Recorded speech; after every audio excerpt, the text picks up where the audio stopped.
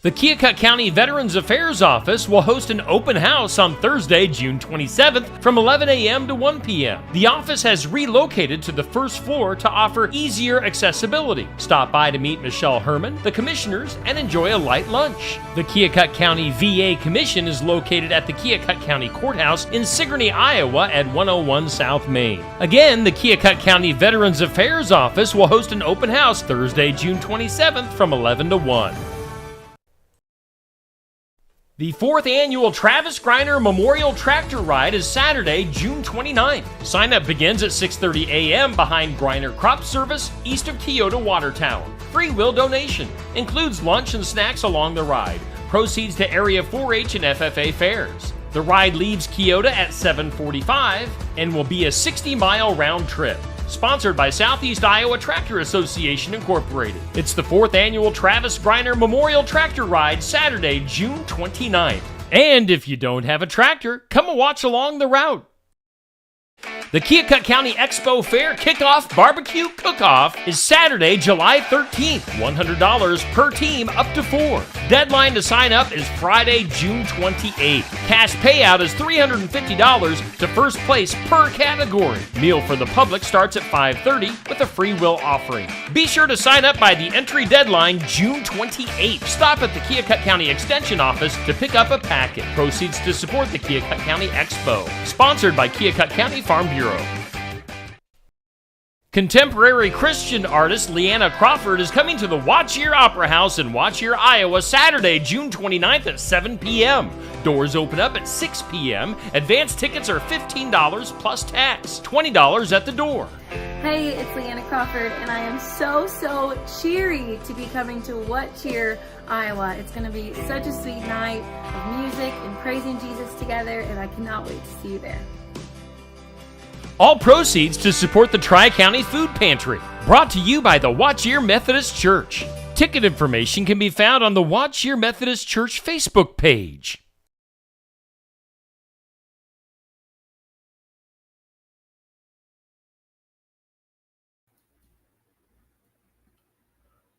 Another night here. Welcome to Morgan You Asked For podcast. Ryan Morgan here, along with Trevor Voss as usual. June 19th. Tomorrow, summer solstice, longest sunlight of the day, sunlight day of the year. Is the weather good out there, Trev? Today was perfect. It rained a little bit, but it was 73 degrees. Not really that humid. I mean, it was raining, so it was a little bit humid, but just perfect.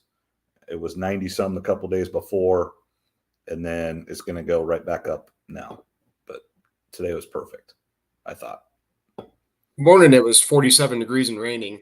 It got a high of 55 today, so it's been misting all day, which was good. We need the moisture, and then come tomorrow it should be warming back up. So I actually had to turn the furnace on for a bit this morning. It was 59 degrees in my house when I woke up, so I turned the furnace on for about 10 minutes, and then because all my winter clothes were put away, I didn't feel like digging them out, so I turned the furnace on for about 10 minutes real quick and warmed the house up.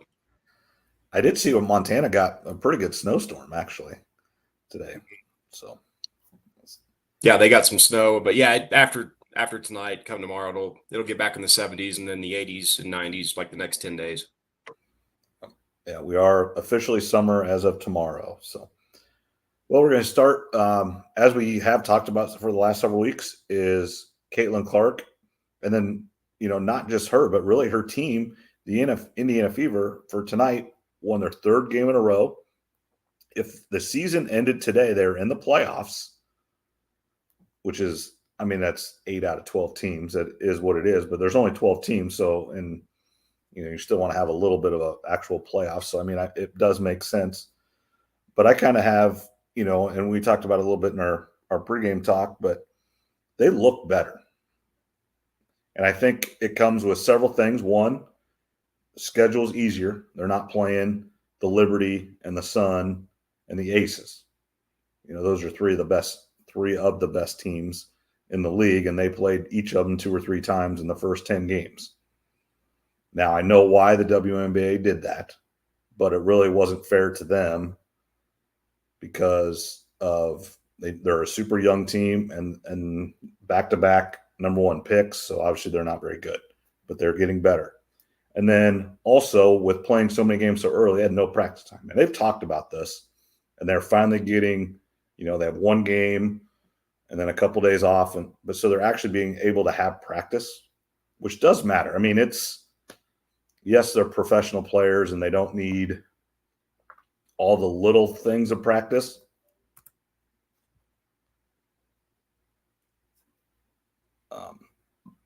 But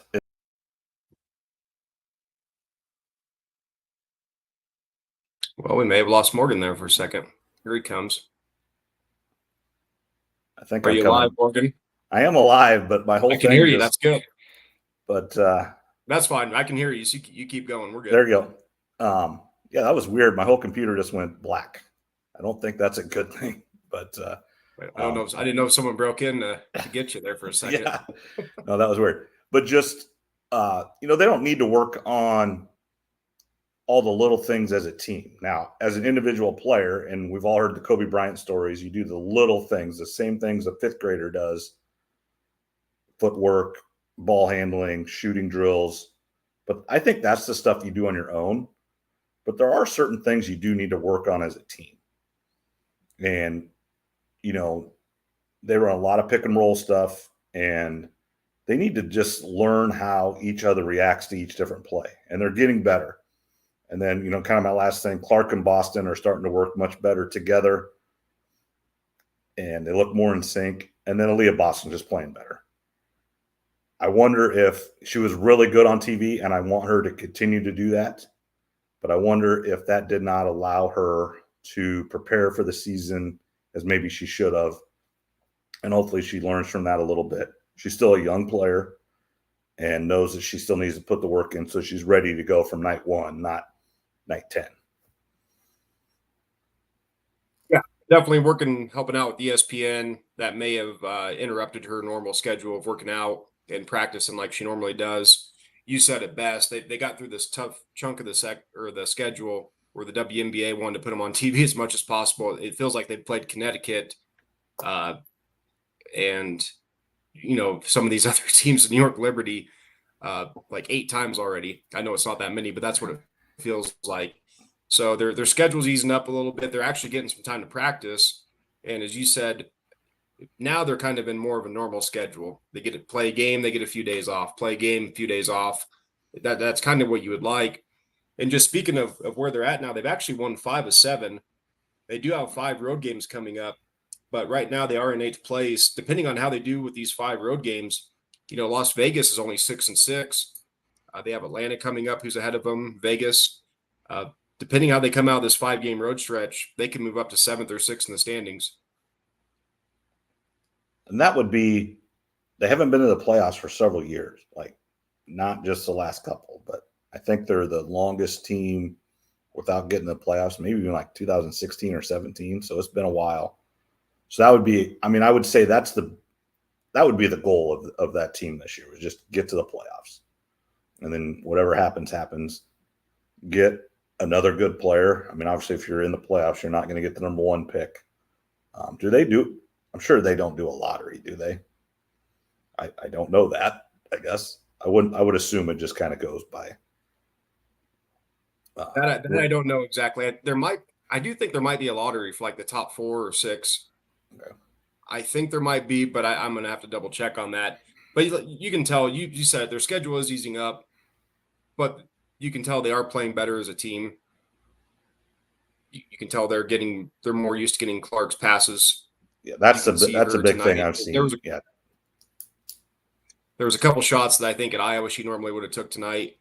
2 particular that she passed up, was looking to get her teammates involved. So she's growing as a player. They're playing better as a team. And, tonight she had 18 points, 12 rebounds, 6 assists, and 4 steals. And I saw something, I think if she has one more 25-5 game, what she'll probably get, I think she'll tie the record for most of those by a rookie in a season, or maybe any player in a season.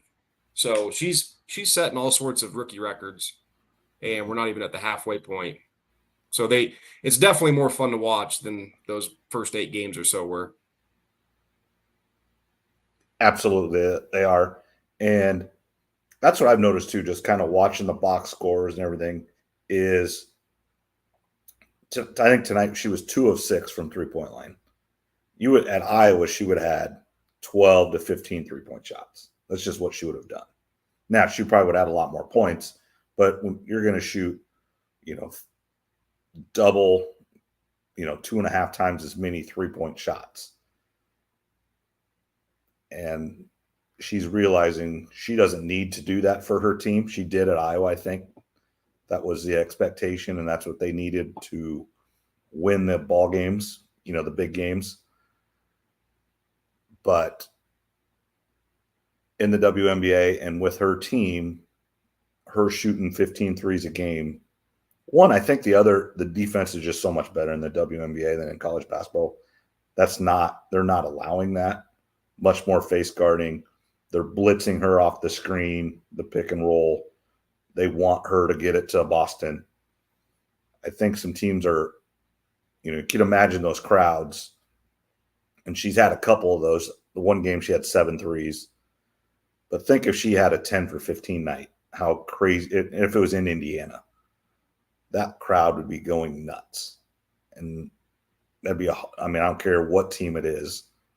They've got blown out by 40, 50 points. But if she would do that against the Liberty or the Sun, that crowd would be going absolutely nuts. And that'd be a hard place to play for anybody. I think it's already hard. They're having 20,000 people almost every night. They're moving games because of her. Setting a record, Sunday morning on CBS at 11 o'clock. It was actually like a perfect day for watching sports. 11-1 was the Sun, or was the Fever. And then, the U.S. Open, which we're going to talk about here in a little bit, but then the U.S. Open was on. So that was a good Father's Day TV day. Sunday, when they played Chicago, that game broke a bunch of records. Of course, Keith Murphy posted about 2.25 million viewers on average. It peaked at 3, one of the highest rated games of all time. And Clark got the better of Reese there again in the WNBA. Another incident. Seems like anytime they play, and they're going to play again this coming Sunday. So anytime those two play, that's just something. There's going to be drama in the game no matter what.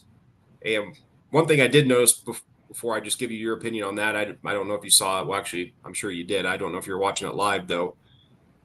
Caitlin Clark seems to be getting more blocks in the WNBA than she did in college.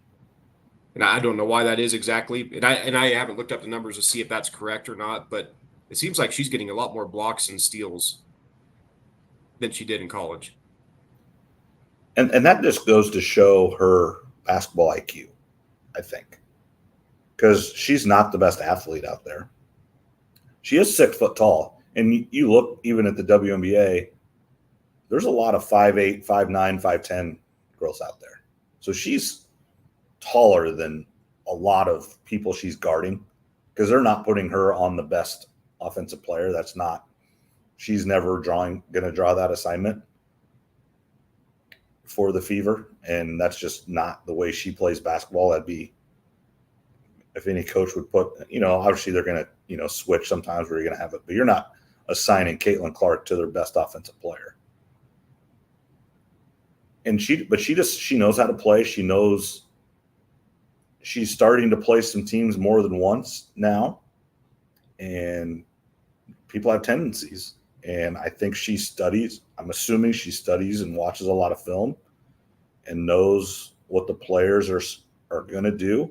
And a block, if you're not just physically bigger and more athletic, a block shot is just recognition and react.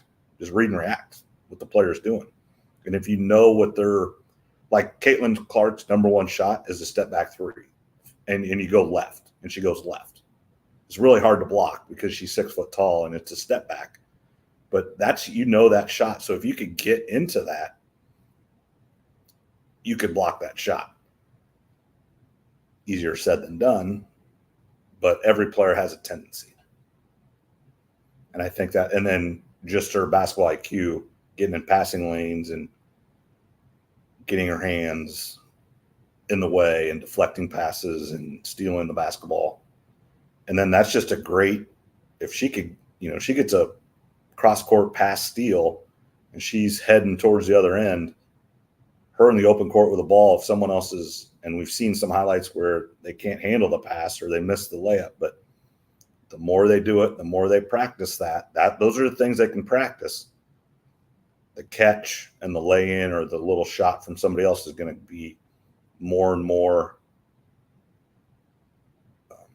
to help the team, and they'll be more successful. Yeah, absolutely. You can just tell they're getting better at it. And one thing too, there's only, there's 12 teams, so she only has 11 teams that she has to study. Back in college, you had all the Big Ten teams and non-conference teams, tournament teams. So she can really dial in on those 11 teams and the main, 4 or 5 girls that she's going to, go against. So she can get, really her study habits down to a science. And then, the big game coming up, they do play Friday night at Atlanta. Don't want to say that's a must win, but if they can get that one and then potentially win on the road at Chicago on Sunday versus Angel Reese and Trinity Carter, that would go a long ways to helping their place in the standings. And I'm sure come Sunday, something will happen in that game, whatever it is. And if nothing happens in that game, something will happen in the press conference after. And I want to address that. That was a basketball play. It was called a foul. They reviewed it, upgraded because she hit her in the head. It happened. She was trying to block it. You watch that. That happens in almost every basketball game. Oh, yeah. And it wasn't like the Trinity Carter one where they pushed her and just called a regular foul and had to upgrade it after. They did everything what they were supposed to do on the floor. Called a foul, upgraded it. Caitlin Clark shot her free throws, and they went on about their business. That was just it happened to be Angel Reese and Caitlin Clark. I thought there was nothing to that except for, the problem with the Trinity Carter one before was they did not upgrade it right away. And it was a